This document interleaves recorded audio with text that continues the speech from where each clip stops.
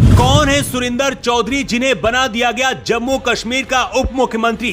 मोदी शाह की प्लानिंग में कैसे फंस गए उमर अब्दुल्ला?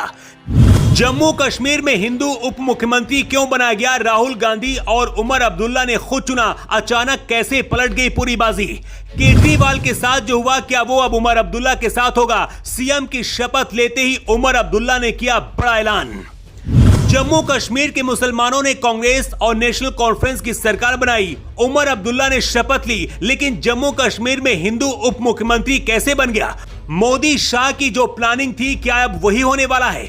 उमर अब्दुल्ला ने शपथ लेते ही जम्मू कश्मीर में एक बहुत बड़ा ऐलान कर दिया है। जम्मू कश्मीर में इस बार का चुनाव हिंदू मुस्लिम में बंट गया था। नेशनल कॉन्फ्रेंस और कांग्रेस ने मिलकर चुनाव लड़ा और ये वादा किया था कि वो धारा 370 को बहाल कर देंगे। लेकिन हिंदू उप मुख्यमंत्री क्यों बनाया गया है? खबर यह भी है कि कांग्रेस के विधायक बीजेपी में शामिल हो सकते हैं, क्योंकि उमर अब्दुल्ला ने कांग्रेस के किसी भी विधायक को मंत्री नहीं बनाया है। सबसे पहले आपको बताते हैं कि आखिर सुरिंदर चौधरी कौन है जिन्हें जम्मू कश्मीर का उप मुख्यमंत्री बनाया गया है। सुरिंदर चौधरी नौशेरा विधानसभा सीट से विधायक बने हैं और उन्होंने बीजेपी के दिग्गज नेता रविंदर रैना को हराया है। 2014 के विधानसभा चुनाव में भी रविंद्र रैना और सुरिंदर चौधरी एक दूसरे के खिलाफ चुनाव लड़े थे। तब रविंद्र रैना ने सुरिंदर चौधरी को हराया था। 2014 में सुरिंदर चौधरी महबूबा मुफ्ती की पार्टी में थे और पीडीपी के टिकट से चुनाव लड़े थे।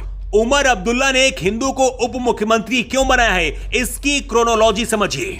योगी, मोदी और शाह जम्मू कश्मीर में हिंदुत्व की बात करते हैं। उमर अब्दुल्ला ये बात समझ चुके हैं कि अगर मुख्यमंत्री की कुर्सी में बैठना है तो बदलाव लाना होगा, क्योंकि कश्मीर बदल चुका है। सुरिंदर चौधरी को उप मुख्यमंत्री बनाकर एनसी ने हिंदुओं को अपनी तरफ खींचने की रणनीति तैयार की है। कुछ भी हो, लेकिन जम्मू कश्मीर में अगर हिंदू उप मुख्यमंत्री बना है तो इससे बहुत कुछ बदलने वाला है। लेकिन उमर अब्दुल्ला के लिए मुख्यमंत्री की कुर्सी पर बैठना इतना आसान नहीं होगा। दावा किया जा रहा है कि उमर अब्दुल्ला को शपथ लेने के बाद इस्तीफा देना पड़ सकता है। इसकी वजह समझिए। 2019 में जम्मू कश्मीर का पुनर्गठन हुआ था और राज्य को केंद्र शासित प्रदेश का दर्जा दिया गया था। अब राज्य में विधानसभा होने के बावजूद सत्ता का एक बड़ा हिस्सा उपराज्यपाल के हाथ में है। पुलिस और कानून व्यवस्था जैसे महत्वपूर्ण विषयों पर उपराज्यपाल का नियंत्रण है। उमर अब्दुल्ला को उपराज्यपाल के साथ तालमेल बिठाकर काम करना होगा और अगर ऐसा नहीं हुआ तो तकरार होना तय है। दिल्ली में अरविंद केजरीवाल और मोदी सरकार के बीच जिस तरह की तकरार होती है, वैसा ही जम्मू कश्मीर के हालात अब हो सकते हैं। हाल ही में दिल्ली के पूर्व मुख्यमंत्री अरविंद केजरीवाल ने उमर अब्दुल्ला को सलाह भी दी थी कि अगर उन्हें हाफ स्टेट में सरकार चलाने में दिक्कत हो तो वो उनसे सलाह ले सकते हैं। केजरीवाल ने कहा था कि वो 9 साल दिल्ली के सीएम रहे और उन्हें इसका काफी अनुभव है। उमर अब्दुल्ला को सबसे पहले उपराज्यपाल मनोज सिन्हा के साथ बेहतर समन्वय स्थापित करना होगा। उपराज्यपाल की मंजूरी के बिना कोई भी कानून विधानसभा में पेश नहीं किया जा सकता है, जिससे सरकार की कार्यक्षमता प्रभावित हो सकती है और केंद्र राज्य के बीच टकराव पैदा हो सकता है। दिल्ली की तरह जम्मू कश्मीर में भी केंद्र का हस्तक्षेप एलजी के माध्यम से रहेगा। मतलब पहले जैसा अब जम्मू कश्मीर में नहीं रहा। कोई भी बड़ा फैसला लेने से पहले उमर अब्दुल्ला को एलजी मनोज सिन्हा से परमिशन लेनी होगी।